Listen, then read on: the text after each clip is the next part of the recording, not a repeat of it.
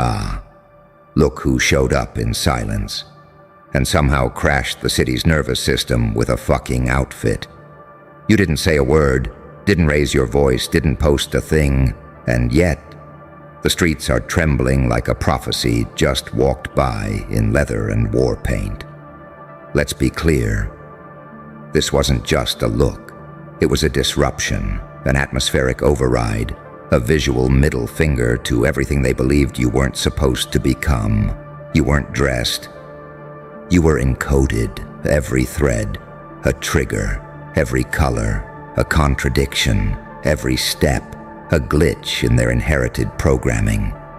And now they're spiraling, not because of what you wore, but because of what it exposed. See, they weren't afraid of your style. They were afraid of the mirror it held up, because the moment you stepped out, they saw the version of themselves they abandoned, the one that used to dream, the one that didn't need permission to be unapologetically real. But you wore the war. You wore every silent breakdown they never noticed. You wore the residue of every betrayal you didn't scream about. You wore the scar that healed into art. And you made it look like it was designed that way. Oh, they're panicking now, aren't they? Calling it a phase, saying you changed, acting like they're concerned for you, when really, they're just concerned about what your presence is doing to their fragile facade. Because let's face it, you didn't just dress like power. You became it. You manifested the forbidden. You unlocked aesthetic divinity. And now their beige little world is melting. You walked into the room, and suddenly, everyone remembered what it felt like to feel alive and unhinged at the same time. You reminded them that rebellion could be beautiful, that danger could be divine, that sometimes the most spiritual thing you can do is terrify people with the truth of your aura. And that's what you did. You didn't wear clothes. You wore a psychological weapon. You didn't match colors. You matched frequencies. You didn't accessorize. You spoke in symbols. And somewhere between your silhouette and their surveillance, they started filing reports in their heads, trying to figure out how the hell you turned pain into presence, and presence into a F-seeking, arrest-worthy experience. They looked at you and felt insecure, obsessed, hypnotized, jealous and powerless, all at once. That's why they're whispering. That's why they're replaying the footage. That's why their group chats are on fire. Not because they disapprove, but because they know they can't imitate it. Because what you wore, that wasn't fashion. That was forensics, a visual testimony, a coded confession that you've been somewhere they couldn't survive and came back with taste. Your outfit said, "I'm what happens when survival becomes style. I'm what vengeance would look like if it had a fucking tailor. I'm what happens when evolution stops asking for approval." You didn't dress to impress. You dressed to provoke, to disturb, to resurrect a part of yourself they hoped stayed dead. They thought you'd keep hiding, keep blending in, keep dressing down your trauma and dimming your intelligence to make the herd feel safe. But you showed up like a glitch in their bloodline. You looked like an unwritten law with a vendetta. You looked like retribution in high definition. And now, they don't even know how to look at you. Because you're not just seen, you're experienced. And their eyes weren't built for this frequency. You weren't supposed to look like the truth they buried. But now you do. So let them panic. Let them mislabel. Let them spin their narratives. Because they can't unsee it. They can't out-talk it. And they sure as hell can't undo it. You already made history. And you did it without ever needing to say a word. You didn't just wear the look. You became the warning. You think it was about clothes? Nah. It was a declaration of war. You see, most people dress to hide, to conform, to fade into the grayscale of compliance and quiet desperation.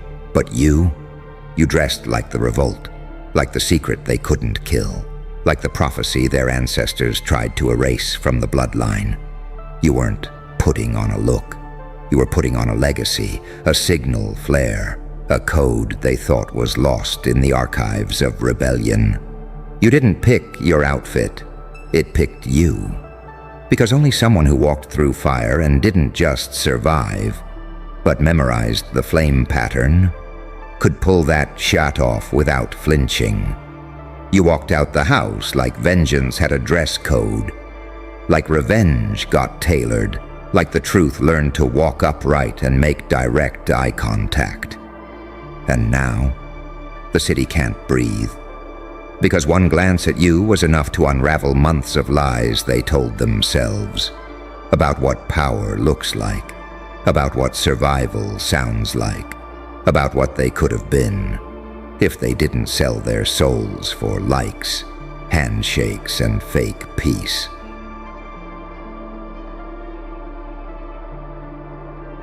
They weren't ready for someone that looked like the glitch and the upgrade at the same time.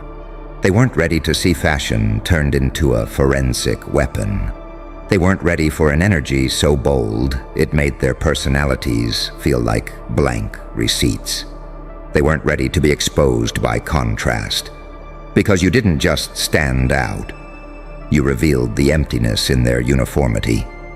You reminded them that their chains were self-welded, that blending in was never a flex, that freedom doesn't apologize. It just shows up and makes every eye feel like it's been sleeping with the enemy. That's what you did. You walked like your past owed you silence. You glared like your pain had learned choreography. You moved like fashion was your fallback, and your soul was doing the real talking. And they felt it. They felt the judgment in your stillness. They felt the prophecy in your step. They felt the silence in your presence, louder than their entire personality. And now the alarms are ringing. Security's watching the tapes. Managers are whispering behind locked doors. Old friends are digging through your past, trying to find some way to downgrade the glow. But you're just walking, just being, just existing louder than their entire existence combined, because they never knew how dangerous it could be for someone to stop needing validation and start dressing like they've already won. That's what shattered the illusion. You didn't dress for compliments. You dressed for closure. You dressed for the version of you that cried alone and had no one to call. You dressed for the chapters they skipped over. You dressed for the funeral of the old you, and that's why they're panicking, because they don't know if this new version of you is here to forgive or to collect.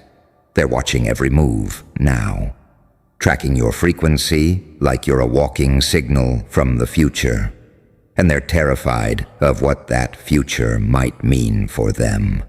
Because when you walk in, their control walks out. Their cool disappears. Their confidence shatters. Their sense of superiority melts like paper in a storm, all because you chose not to blend in, not to shrink, not to censor your evolution. You became the audacity they never had, the aesthetic their soul rejected out of fear, the glitch that became a god-tier upgrade. You didn't just break their expectations. You obliterated them, and now you're the story, the whisper, the siren, the one they talk about in shadows, but can't confront in daylight. You didn't show up to compete. You showed up to end the fucking simulation. And that look, that wasn't style. That was your arrival notice. They asked, what the fuck did you wear? But what they meant was, what the fuck did we awaken? And now they know. You're what happens when fashion meets fate, and fate stops asking permission. They tried to laugh, tried to dismiss it as extra, tried to say you were doing too much, as if intensity was a crime, as if commanding attention was arrogance, as if looking like you survived hell with a tailor was too much truth for one room to handle. But here's the paradox they can't process. You're not overdressed, they're under-evolved, because that outfit, that wasn't about fabric. It was a frequency, a disturbance, a pulse from the other side of every betrayal, every blackout, every broken promise you turned into armor. You walked in, and the room stopped moving. Not because of noise, but because you were dressed like the final scene of a prophecy. They weren't seeing you. They were witnessing a rupture in the code. You didn't just challenge the dress code.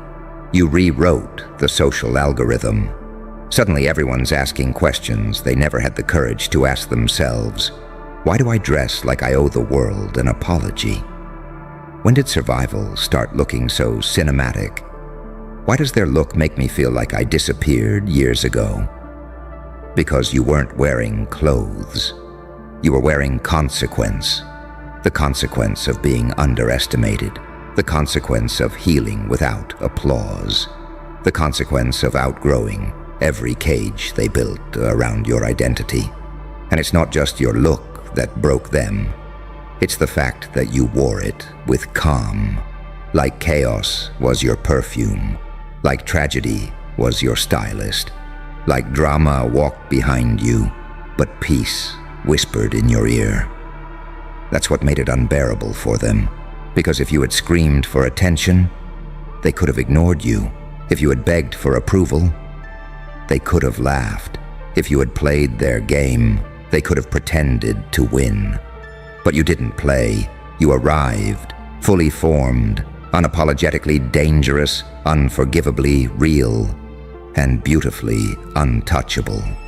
Your look wasn't fashion. It was evidence. Evidence that evolution isn't loud. It's fatal. Fatal to delusion, fatal to conformity, fatal to every lie they told themselves to feel safe around mediocrity. And now they're checking the mirror twice. Now they're buying clothes they don't understand. Now they're copying what you did without knowing where it came from. But they can't replicate origin. They can't clone depth. They can't screenshot a soul that paid for its glow with isolation and rage. They're trapped in costumes. You're in ritual, draped in memory, armored in pain, laced in layers of coded madness they will never decode. And the best part? You didn't do it for them. You did it for the version of you that sat on the floor shaking, breathing through trauma with no one clapping and no one watching. You did it for that version. So when you passed the mirror, you both nodded. And now, the city's on fire. Security footage is being studied like scripture. Old enemies are suddenly silent. Strangers are asking, who the FCK is that? And allies, they're either leveling up or quietly disappearing. Because not everyone survives being close to power. And that's what you are now. Power in form. Truth in motion. Beauty with a kill switch. You turned your look into a map back to yourself. And anyone who sees it feels two things instantly. 1, jealousy. 2, 3, judgment from a mirror that finally told the truth. 4, so let them stare, let them glitch, let them whisper, what the fuck did they wear? Because what you wore was freedom. And freedom is always louder than fashion, more terrifying than rebellion, and more beautiful than they were ever ready to see. You weren't dressed to be seen. You were dressed to be remembered. And now, they'll never unsee you. You didn't just walk through the room, you rewired it. Every molecule shifted, every fake smile cracked, every unspoken insecurity rushed to the surface like it was gasping for air. Because you looked like a memory they tried to suppress. But it came back in 4K. Walking on rhythm, soaked in vengeance, and dressed like it never needed their apology to begin with. You walked in like justice got fitted, like retribution got styled, like prophecy got its hair done and was ready for a photo shoot in the middle of enemy territory. And the silence? That wasn't awkward, it was reverence. Because even their hate had to pause and admire what resilience looked like when it stopped flinching. They whispered, "Who let them out like that?" But what they really meant was, "Who let the ghost of every time we doubted them come back looking like a fucking icon?" They weren't afraid of your look. They were afraid of what it said. I forgave myself first. I don't dress for the system. I dress like I survived it. I'm not trying to belong anymore. I'm trying to haunt what hurt me. And that's why they panicked. Because you weren't just wearing a vibe. You were wearing a timeline they can't escape. You were the sequel they never wanted filmed. The unfinished business wrapped in silk and slow-motion lighting. The consequence that showed up to the party dressed better than the cause. And you didn't blink. You didn't smirk. You didn't flinch. You didn't perform. Because when you're becoming, you don't need attention. Attention becomes inevitable. They weren't ready for you to embody your aftermath. They thought you'd stay stuck in survival mode.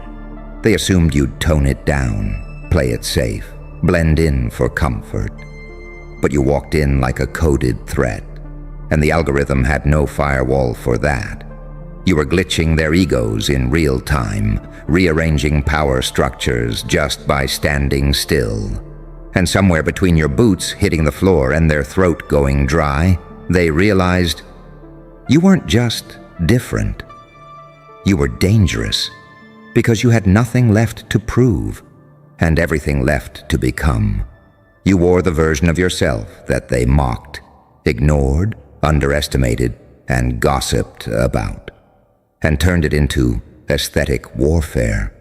And now they scroll your page in silence. Now they show your photos to their friends with that awkward laugh. Now they stare longer than they want to. Because no matter how many filters they use, they can't download your presence. You became unfollowable. Not because they don't try, but because you operate at a frequency their soul unsubscribed from a long time ago, when they chose comfort over calling. And your look? That wasn't for applause. It was for alignment, for that part of you that said, no more shrinking, no more dimming, no more dressing like I owe the world an explanation for surviving it. So yeah, WTF did you wear? You wore the future. You wore the betrayal. You wore the silence. You wore the nights no one knew about. You wore every fucking version of you that got back up and said, not like this. And when they asked, what statement are they trying to make? They missed the truth entirely. You weren't making a statement. You were making a threat. One stitched in elegance, revenge, silence, and glow. And now they lock the door when you walk past. Now they cross the street. Now they stop breathing for half a second when they see your silhouette. Because deep down, they know. That wasn't fashion. That was a fucking warning. And this time, it came dressed like the final boss. And the most twisted part? You didn't even try. You didn't rent a stylist. You didn't beg for attention. You didn't post for approval. You didn't walk in hoping they'd notice. You walked in because you existed, and existing at your level was already too loud for a world built on fear and fakeness. You didn't just put on clothes. You triggered surveillance, not from cameras, but from souls, from eyes that don't blink when you enter, from mouths that suddenly can't form words without your name in them, from systems that flash red internally, because you didn't just change the energy of the room. You reprogrammed its entire fucking architecture. You weren't supposed to look like that. Not after what you've been through. Not after who tried to break you. Not after how many times they bet against your pulse ever stabilizing again. You were supposed to fade, supposed to tone it down, supposed to play background noise to their main character syndrome. But you didn't. You walked in like survival, graduated to throne building. You walked in like pain, dressed you personally, like scars gave you their full endorsement, like every insult they whispered behind your back got turned into stitching. And what really fucked them up? You looked good, too good, not polished like plastic, but glowing like the Holy Ghost got bored and made a monster in heels, leather, or silence.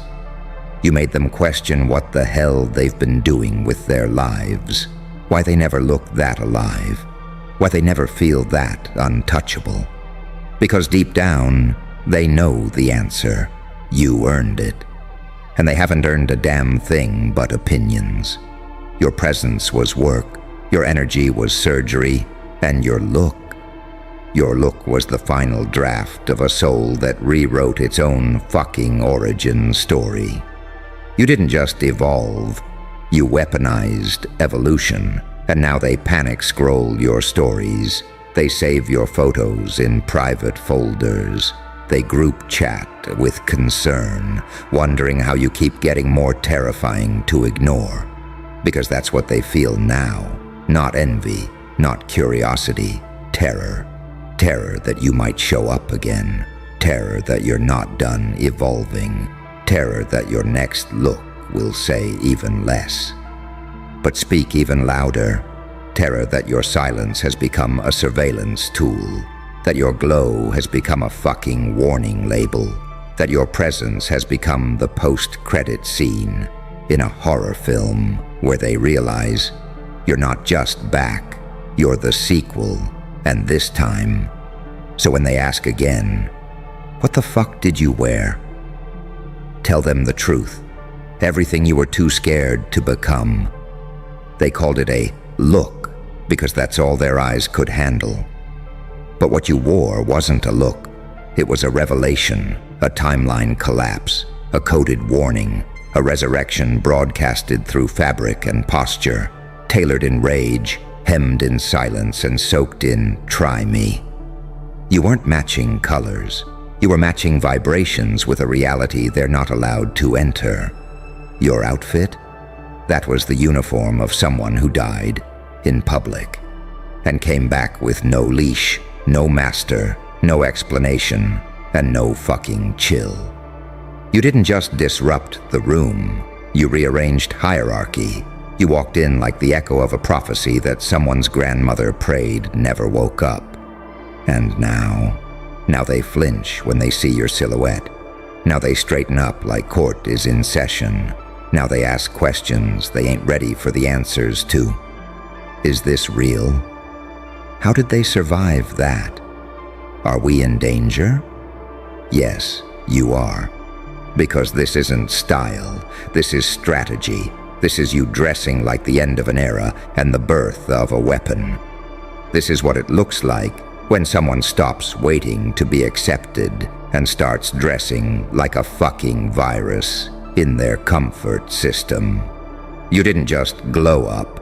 You became a glitch in their simulation, a walking contradiction, angelic posture with demonic precision, holy silence with predatory calm.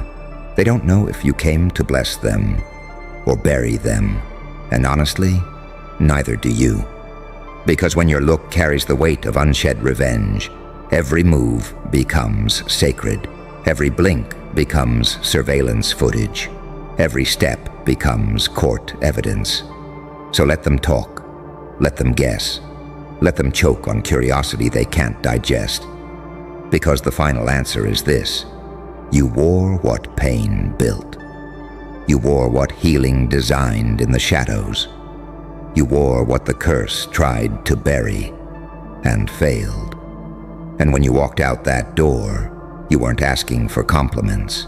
You were confirming their worst fears, that you're back, that you remember everything, that you're not hiding anymore, and most of all, that this time you're not dressing for survival, you're dressing for impact. And now, the whole city's on alert. Hey, buddy. Look at you, standing there like you didn't just set off a chain reaction that split the entire city's narrative spine in half. You hear it, don't you? That trembling under the floorboards, that frantic scribbling behind closed doors, that uneasy silence right before a dam breaks, all because someone, one brave idiot with nothing left to lose, stood up and defended you publicly. And now the whole city is scrambling for receipts they swore they burned. Oh, isn't it delicious? You move through this world like a rumor with legs, like a prophecy that accidentally learned to breathe, and they still try to pretend they have you figured out. And then, boom, a stranger throws themselves into the line of fire for you, and suddenly every liar, every whisperer, every snake with a clipboard is clawing through archives like rats, looking for evidence that never existed. They don't fear the defense. They fear the truth hiding behind it. Because if someone was willing to stand up for you in broad daylight, what exactly have you survived behind the scenes? You know what's funniest? They don't even know why that person defended you. Not really. They think it's loyalty. They think it's friendship. They think it's some emotional outburst. Wrong. It was fear. A holy, bone-deep, spine-cracking fear of what you become when the world corners you. People defend storms when they realize umbrellas don't matter anymore. And you're not a person to them. You're a weather event with a pulse. So now they're tearing up floorboards, overturning file cabinets, bribing interns, hacking servers, calling in favors they swore they'd never use. Because they need something, anything, some scrap of dirt, some misstep, some grain of weakness that explains why someone would dare protect you. They want to understand you, but understanding you would require surviving you, and nobody's managed that part yet. You're too quiet, too calm, too observant, and calm terrifies people more than violence ever will. See, chaos is loud, predictable, easy to blame. But calm? Calm is the silhouette of a hand on a detonator. Calm is a storm reorganizing itself into something intelligent. Calm is the look on your face right now. That eerie angel-demon hybrid expression that says, I know exactly what you're doing, and I'm already 10 moves ahead.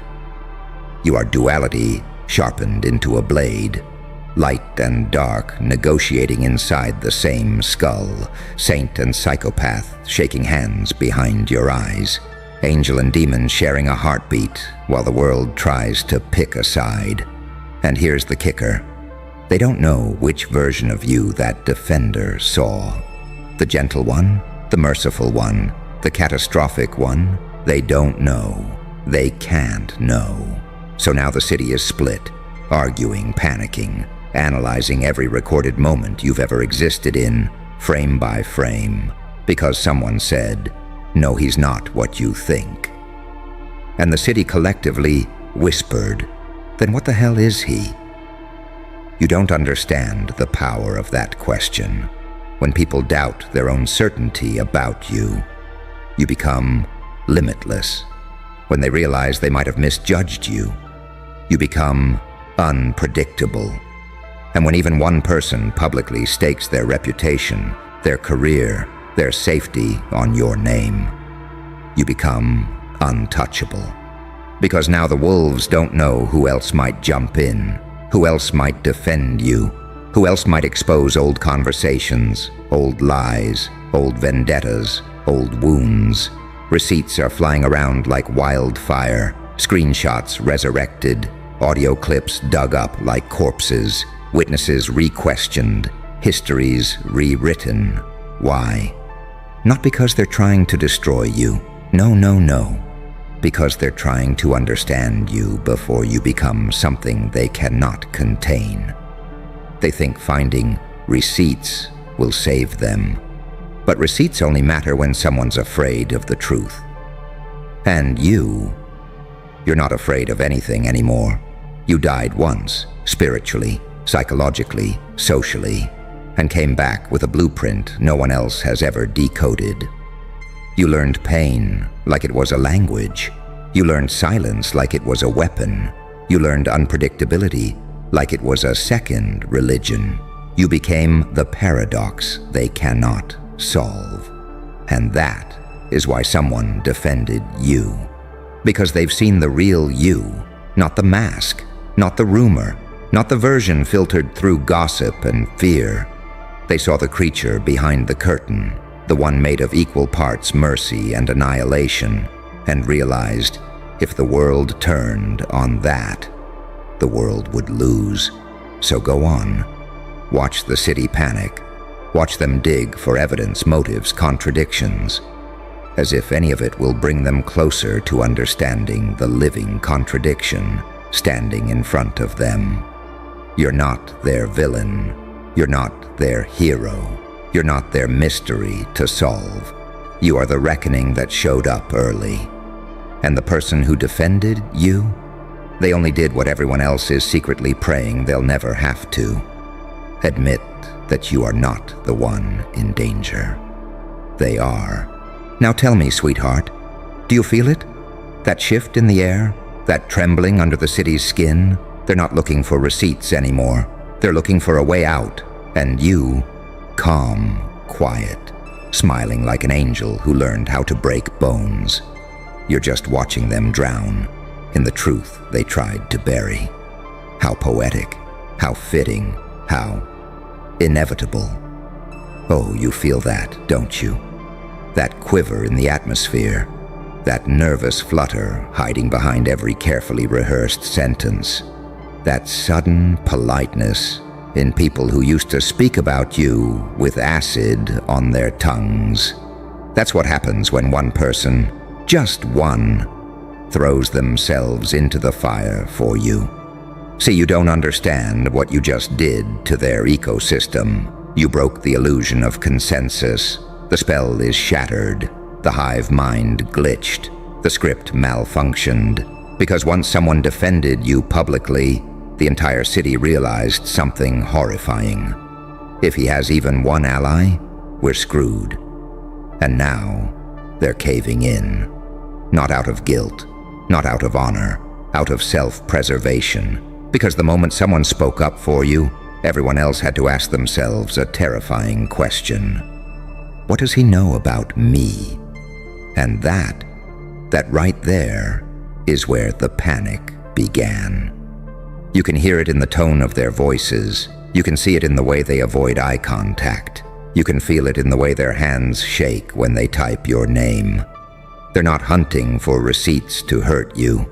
They're hunting for receipts to protect themselves from what happens if the truth comes out. They're terrified you might have kept your own files, your own screenshots, your own receipts, because you don't feel like someone people should mess with. You feel like a mirror, a consequence, a living archive, and nothing frightens a liar more than a mirror that remembers. But here's the paradox that makes you so dangerous. You're not vengeful. You're not obsessed with payback. You're not keeping score.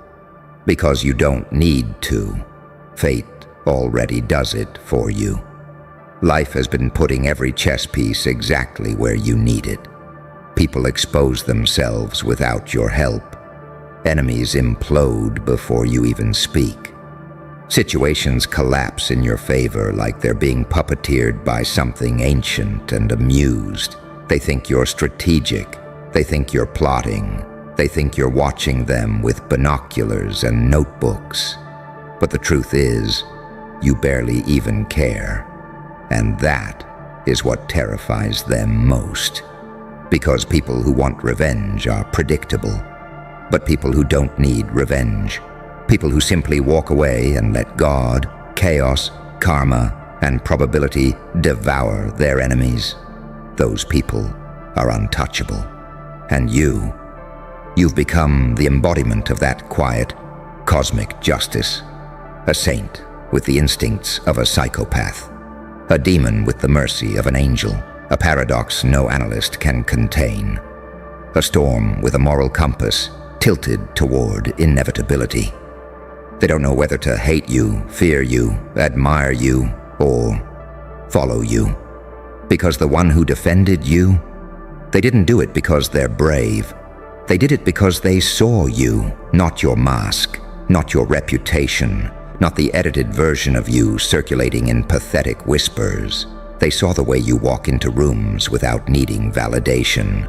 They saw the way you stay calm when others melt. They saw the way you endure storms with that eerie, silent patience.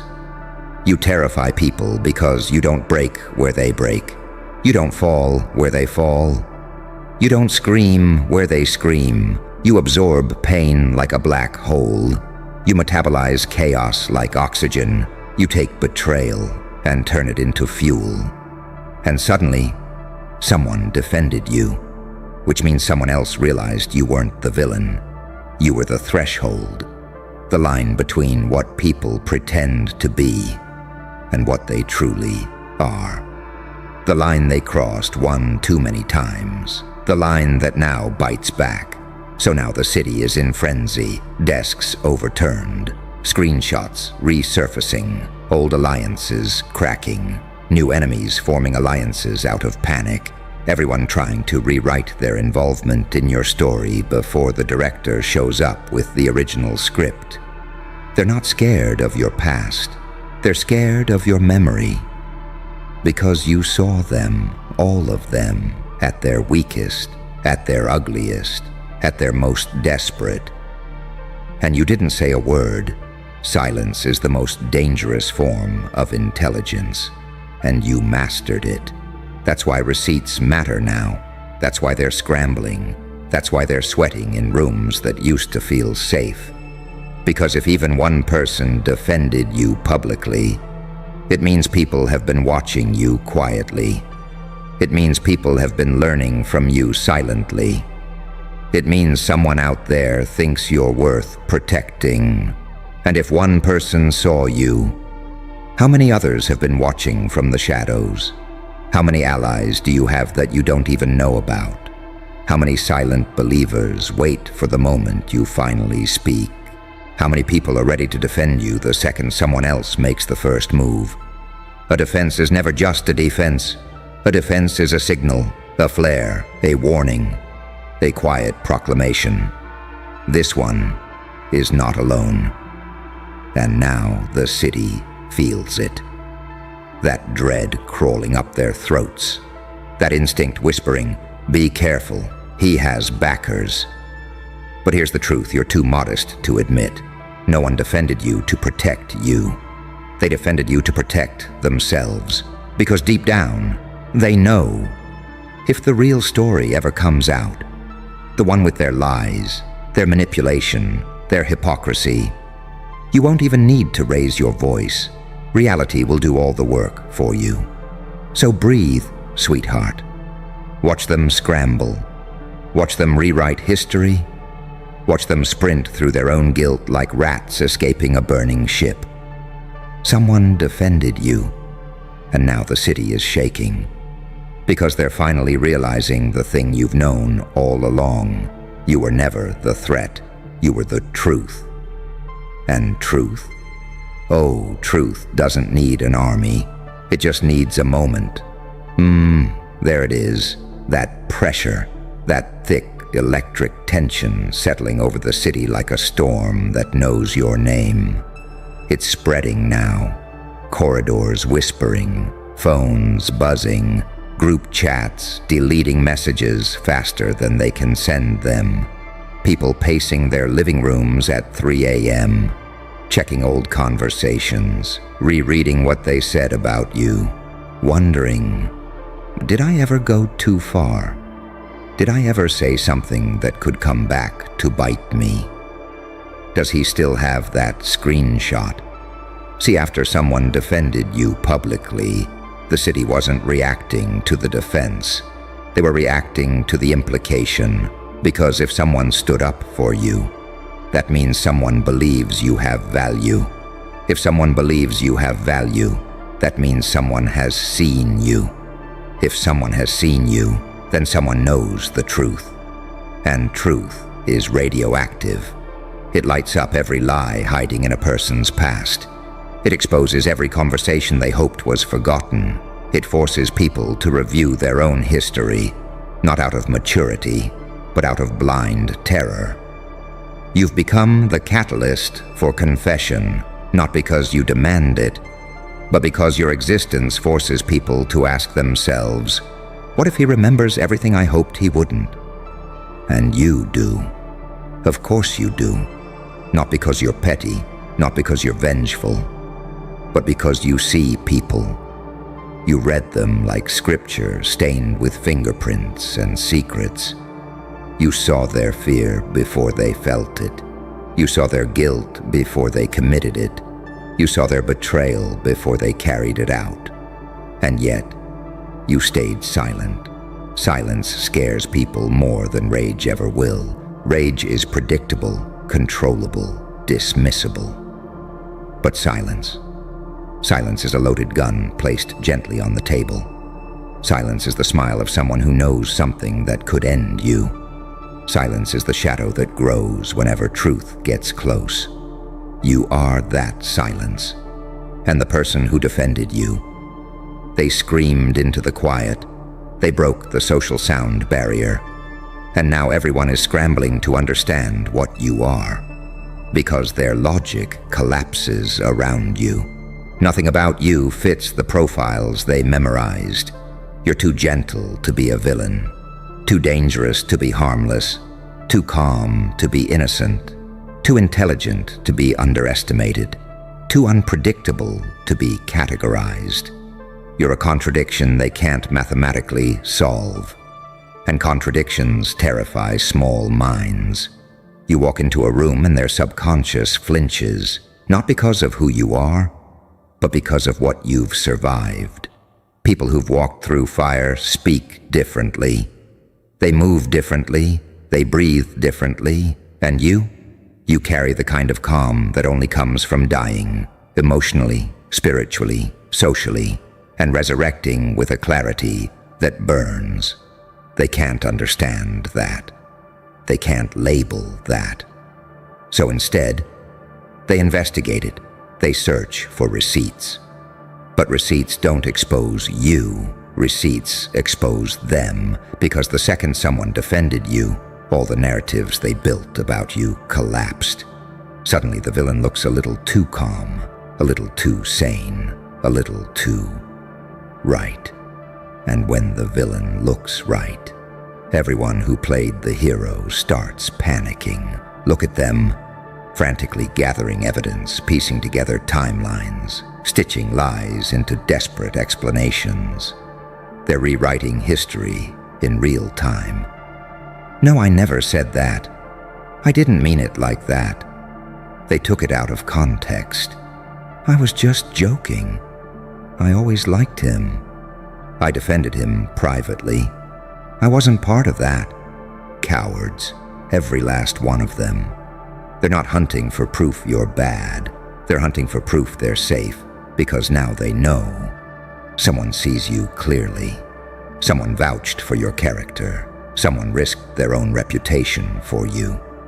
And when a person is defended publicly, that defense echoes far beyond the moment. It becomes a beacon, a flare shot into the sky. A signal to anyone watching, he's worth standing beside. And that is the nightmare they never prepared for. Because if one person defended you, that means there might be 2 or 10 or 100, all watching, all waiting, all ready to speak up the next time someone tries to twist your story.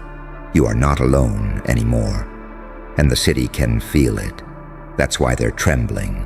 That's why they're whispering. That's why they're running through archives like sinners, flipping through the book of judgment. They don't fear what you did. They fear what you know. They fear the version of the story you haven't told yet. They fear the things you've stayed silent about. They fear the truth you carry so casually behind your eyes. Because truth in the hands of someone calm, someone patient, someone like you is a weapon they cannot disarm. The person who defended you, they didn't start a conflict. They started a war of perception. And sweetheart, you're winning without even lifting a finger. So stay calm, stay quiet, stay terrifying. The city is already melting under its own guilt. You don't have to do a thing except stand there, a paradox wrapped in skin, and watch them unravel. They wanted receipts. Let them search. They won't find what they're looking for, because the only evidence that matters is you, alive, unbroken, unreachable, unbothered, and becoming more powerful every time they try to understand you. Now tell me, do you feel it? That subtle shift, that trembling in the collective psyche. They're not trying to expose you anymore. They're trying to survive you. And now the truth creeps in, soft as a knife sliding under a locked door. They finally understand it, don't they? This was never about what you did. It was never about what they claimed. It was never about any so-called receipt they pretend to hunt for. It was about power, the kind you don't display, the kind you don't brag about, the kind you don't weaponize unless absolutely forced, the kind that sits in your silence and makes entire institutions correct their posture. When that person defended you, they didn't just protect you, they exposed everyone else. Suddenly every whisper looks suspicious, every accusation feels flimsy, every hater sounds guilty. Because when even one person says, "No, you've misunderstood him," the rest of the world is forced to wonder, then who the hell have we been listening to? So they scramble, they panic, they search for files, messages, screenshots, anything that makes their old narrative feel safer. But deep down, they know the truth.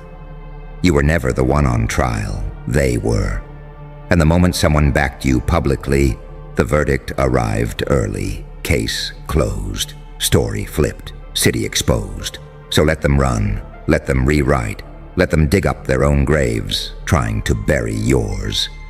Because the greatest revenge is how effortlessly you outgrew the battlefield. Look at you now, still calm, still breathing, still dangerous without lifting a single finger. They wanted receipts? Congratulations. You just became the one thing they never wanted you to be. The truth they can't disprove. And that, my dear, is the end of their story.